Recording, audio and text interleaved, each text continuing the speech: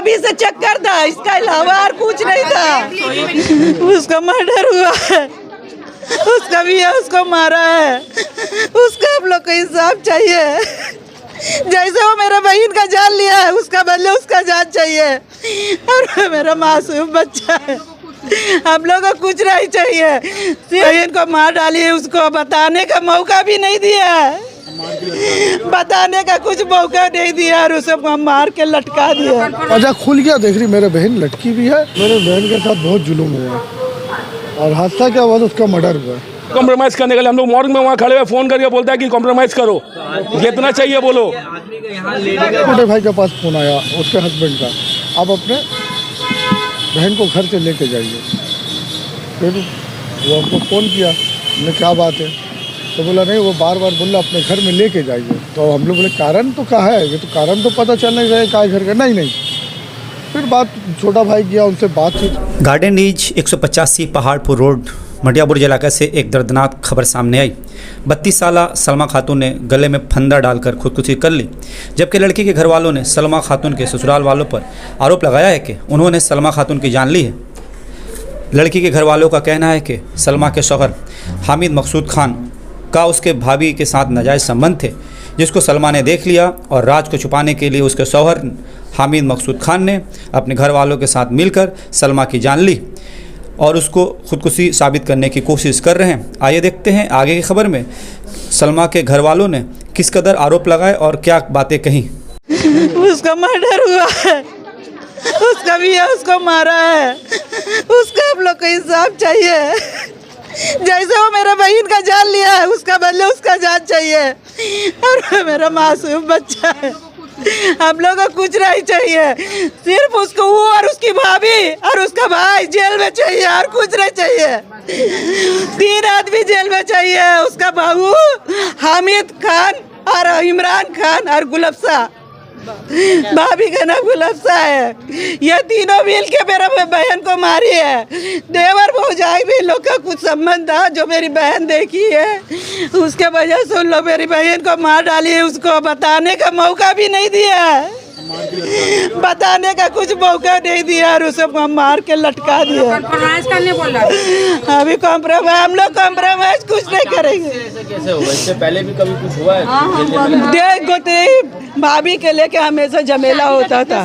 शादी का 5वां साल चल रहा, 2018 का 24 अक्टूबर को उसकी शादी हुई है बस। और जब से भाभी के लेके हमेशा झमेला होता था, और वो बोलता है हम अपनी भाभी को कुछ नहीं बोलेंगे, अपनी भाभी को कुछ नहीं बोलेंगे। आपकी बहन शक करती है मेरा ऊपर और हम अपनी भाभी को छोड़ेंगे नहीं। अच्छा, ये सेटलमेंट कौन सपोर्ट है? तब्बू सपोर्ट कर रहा है उसको, पॉलिटिकल साइड से सपोर्टिंग कर रहा है उसको। किसको सपोर्ट कर रहे हैं? हम इन लोगों तो सभी इन लोग सपोर्ट कर रहे हैं इसको। अभी से बोल रहा है कॉम्प्रोमाइज़ करने के लिए। हम लोग मॉर्ग में वहाँ खड़े हुए फ़ोन करके बोलता है कि कॉम्प्रोमाइज़ करो, जितना चाहिए बोलो। अभी हम लोग जब तक हम लोग बॉडी तभी हम लोग उठाएंगे, जब तक इसको अरेस्ट नहीं करिएगा आप लोग। एक भी आदमी नहीं आया, एक बंदा भी नहीं आया अभी तक यहाँ। कल से 12 बजे, कल रात 12 बजे से हम लोग हॉस्पिटल में, मेरा भाई कलकत्ता हॉस्पिटल में है, लेकिन उन लोग का घर का एक आदमी भी नहीं आया कोई। जब उन लोग कुछ किया नहीं तो फिर उन लोग भागा हुआ क्यों है?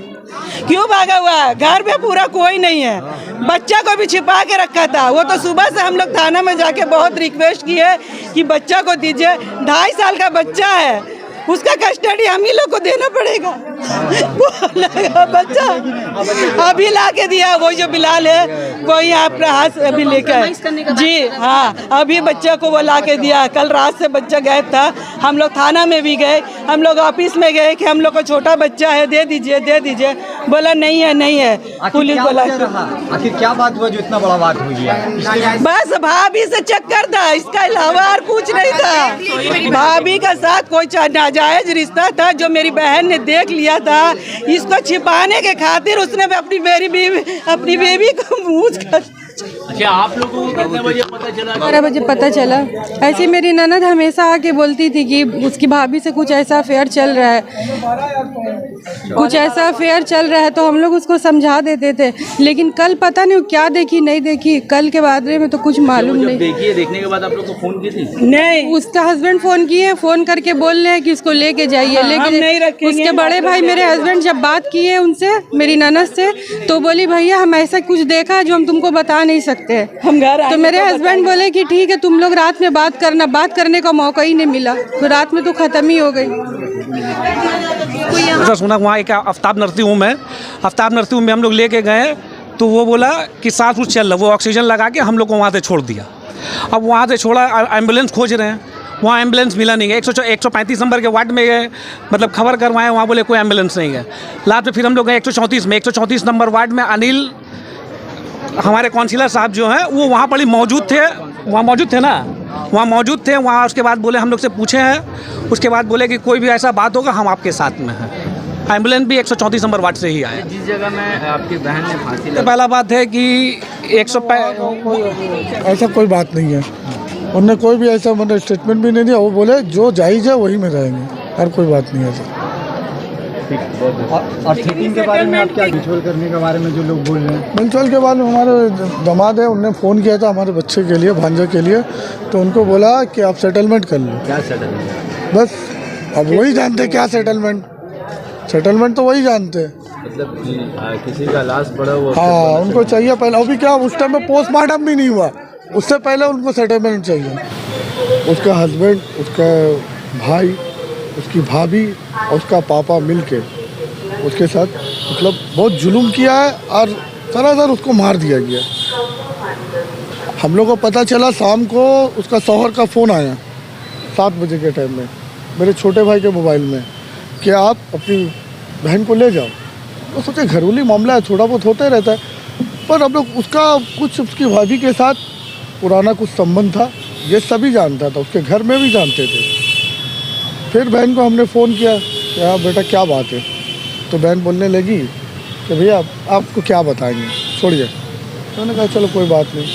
फिर ऐसे ही बात होते होते फिर छोटे भाई के पास फ़ोन आया उसके हस्बैंड का, आप अपने बहन को घर से लेके जाइए।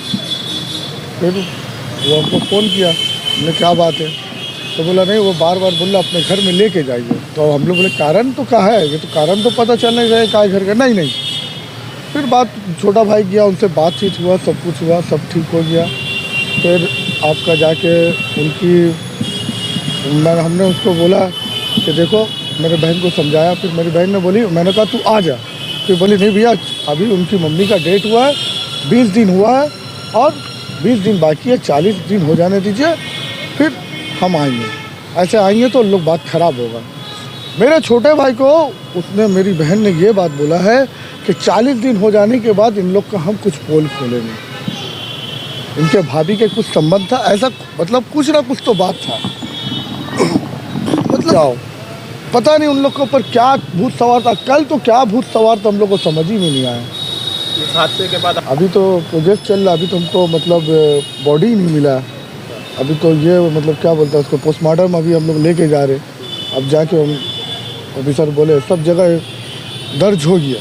अच्छा कल रात का वाक़या हम बता रहे हैं आपको। जिस टाइम मेरे भाई के पास फ़ोन आया, कुछ 11-11:15 के बजे टाइम में था, मेरे भाई के पास फ़ोन आया बहुत गुस्से में। उसने बोल रहा है कि आप अपने बहन को इसी वक्त ले जाओ, अगर कुछ हो जाएगा तो अब हम जिम्मेदार नहीं हैं। तो हमने भाई बोला क्या बात है, बोला नहीं हम जिम्मेदार नहीं हैं। तो हमको बोला, हम लोग दोनों भाई भागते दौड़ते गए। हम लोग बहन को फ़ोन किया, बहन फ़ोन नहीं उठा रही। फिर हमने उनका हस्बैंड को फ़ोन किया, ये फ़ोन क्यों नहीं उठा रही, बोली वो ऊपर बंद कर ली। अरे बंद कर ली तो तुम तो जाके लॉक खोले दिया ना। हम लोग गए, देख रहे उनके पापा और वो बैठ के नीचे चाय पी रहे। हम लोग जैसे घुसते वो लोग चाय पी रहे। हम लोग बोले अरे अंकल सलमा कहाँ है, तो बोली होगी ऊपर। हम लोग ऊपर गए, मेरा छोटा भाई जो था वो हल्का से मतलब हम लोग तो मतलब हड़बड़ा के गए, फ़ोन नहीं उठा रही है। ऐसे हल्का सा दरवाज़ा मारा है और दरवाज़ा खुल गया, देख रही मेरे बहन लटकी भी है और पाँव ज़मीन में। किससे लटकी हुई थी पूरा बताएं? दुपट्टे से ब्लैक कलर का, पाँव ज़मीन में है और कोई वहाँ पर चेयर वगैरह नहीं। हम लोग बहुत ज़ोर ज़ोर चिल्लाए, कुछ आदमी का भीड़ लग गया। ये देखिए एक फ़ोटो आपको दिखा रहे मेरी बहन का। वहीं से थोड़े से दूर में आफ्ताब नर्सिंग होम था, वहाँ लेके गए। इन लोग ने इतना माहौल को मतलब ये कर दिया था वो लोग आपस ही में कि मतलब सांस चल रहा। हमको तो अपना बहन को बचाना, हमको तो कोई ध्यान नहीं था। हम लोग बोले चलिए आफ्ताबी के पास चलिए। आफ्ताब के नर्सिंग होम में गए, वो क्या पता चेक किया, पर वो मुझे पता था उस टाइम तक वो डेट हो गई है, मगर उसने क्लियर नहीं किया। वो लोग यहाँ से निकालने चाहता कि क्योंकि उसके घर के बाजू में हॉस्पिटल था, वो चाह रहा था कि यहाँ से निकले, क्योंकि वो लोग खुद मर्डर किया। उसके बाद हम लोग सीधा कलकत्ता हॉस्पिटल में लाए। कलकत्ता हॉस्पिटल देखते ही बोल दिया, ठीक है, इसमें इन्वॉल्व उसके फादर, ठीक है, जो निक नेम है उनका राजन, और बड़ा लड़का इमरान, और जो मेरा बनोई है था हामिद, और उसका जो भाभी थी जिसके साथ अफेयर था, नाजायज़ संबंध, वो था गुलफशाह, ठीक है। तो इन लोगों का प्लान पूरा सजाया हुआ था और करके इन लोगों ने मार कर उसको हैंगिंग कर दिया, ठीक है। हम लोगों को कुछ नहीं चाहिए, बस इंसाफ चाहिए। पुलिस ने अपने सब कार्रवाई किया है। पुलिस ने अपना कार्रवाई कर रहे हैं। फिर अभी हमें पीएस हो चुका है, लेके जाएंगे मट्टी के बाद। मट्टी नहीं अभी कोई पकड़ाया। उन लोग बच्चे के लिए बोला है कि बच्चे को हम भेज रहे हैं। किसने कहा ये बात? ये उनका मोहल्ला का एक बंदा है, एक दो बंदा है, उनका नाम है बिलाल भाई। बिलाल भाई बोल रहे हैं कि उनके बच्चे को हम आपको हैंडओवर करेंगे। बाकी इसके बारे में हम लोगों को कुछ नॉलेज नहीं। और कल से अभी तक का ना एक आदमी नहीं, ना उनका घर से लेके ना घर से ना मोहल्ला से। हम लोग रात भर अभी तक सोए नहीं है, कल रात से जगे हुए अभी तक का यहाँ है। अपने बहन का मतलब समझ लीजिए मोबाइल स्विच ऑफ करके रखा हुआ। तो फिर बच्चे उन लोगों के पास है और उन लोग आपको फोन करके कह रहा है कि बच्चा, वही तो वो नहीं कह रहे हैं, वो नहीं किया, वो उनके मोहल्ले के एक आदमी है बिलाल भाई। जाहिर सी बात है वो लोग भी है यहीं, है यहीं, और तो बच्चे है पुलिस की कस्टडी में भी नहीं है, कोई कस्टडी में नहीं है। हम लोगों को बस कुछ नहीं चाहिए। मेरी बहन बेकसूर थी, जिस तरीक़ा से उन लोगों ने मार के उसको हैंगिंग किया, बस हम लोग इन मुस्लिम को चाहते हैं कि इन लोगों के साथ वैसे ही फांसी हो। पुलिस प्रशासन अभी तक तो एक्शन में आई नहीं, कॉपरेट कर रही है, बाकी आगे देखते हैं।